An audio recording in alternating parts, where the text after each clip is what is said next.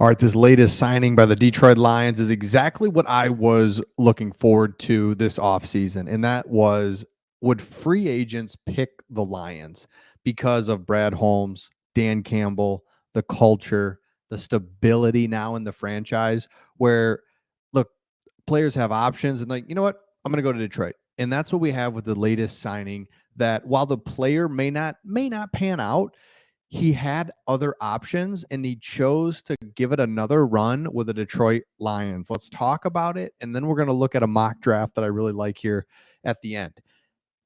Matthew Betts, CFL. Now he looks like a long snapper. Here he looks like a punter, unfortunately. But the guy, we'll show you some highlights here in just a second. Really like it. And by the way, waiting for my Dan Campbell jersey. So I would have Dan Campbell, Waterboy, and then Barry Sanders. Just three legends.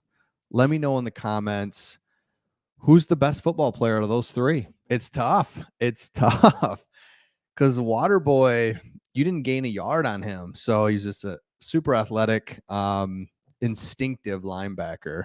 Barry Sanders, though, I mean, come on.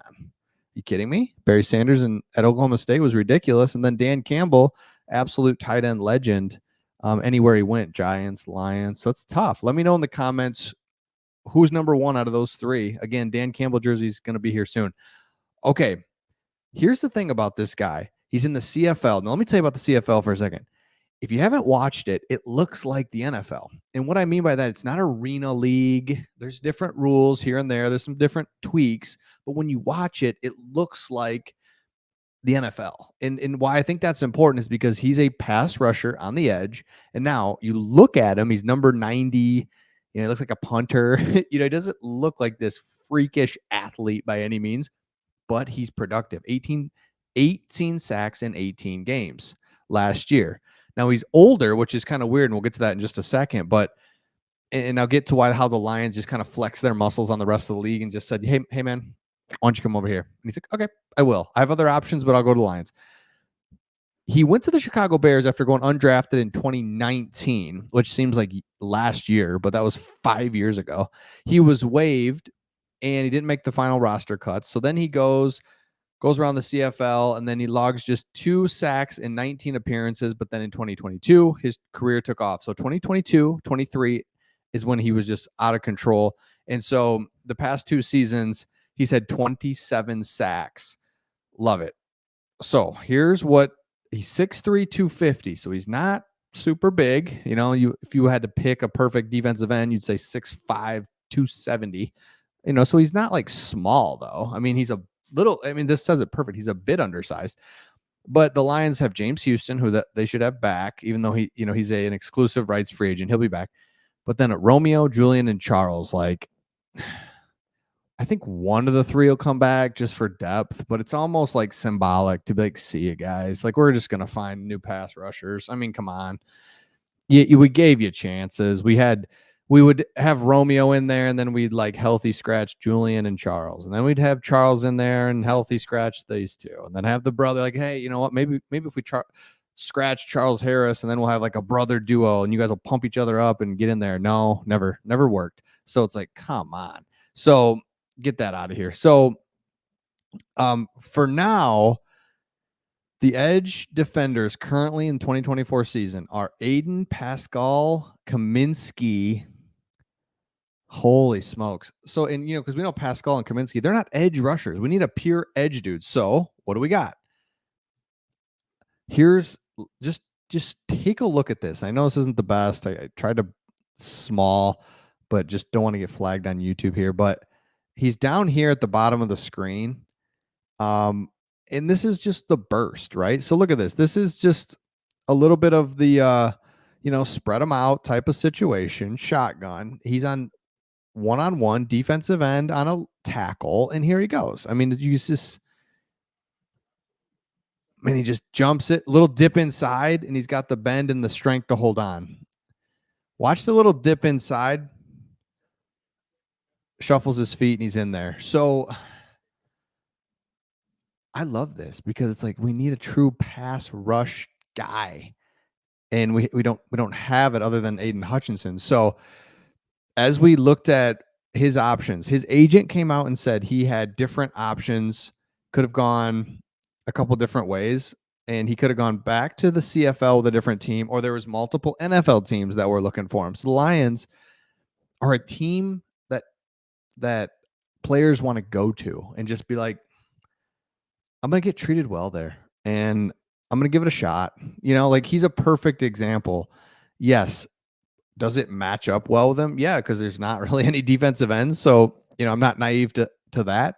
But also, he could stay in the CFL, just continue to dominate, or come to the NFL, get cut, then try to get back on a roster. So the fact that he sees an opportunity, worked out with the Lions, feels comfortable with the Lions, it's like that is what's the first like true free agent. The other guys that we signed to futures deals, and by the way, you signed to a futures deal, which means we're guaranteeing you a spot in training camp is all it means. And we could cut you, but we're going to give you a spot. And he's like, cool, I'll be there.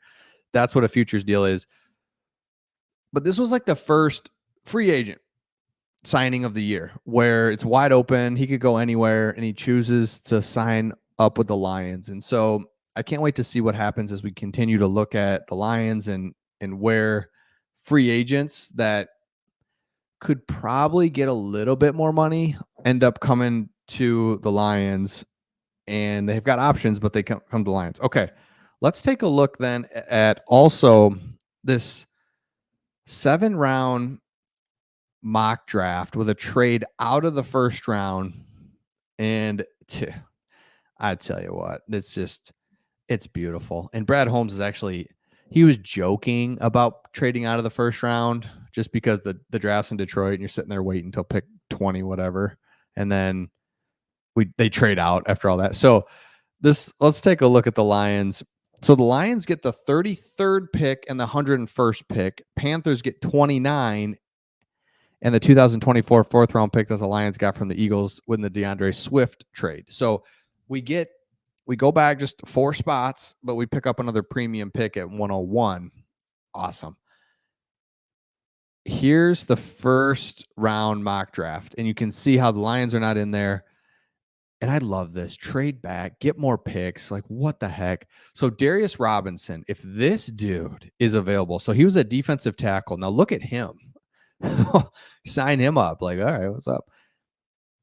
He was a D tackle, but he ended up just getting jacked and like thinning out a little bit. And they put him at defensive end. So he has the speed, the bend, the strength to be a defensive end, but he's got the power of a D tackle.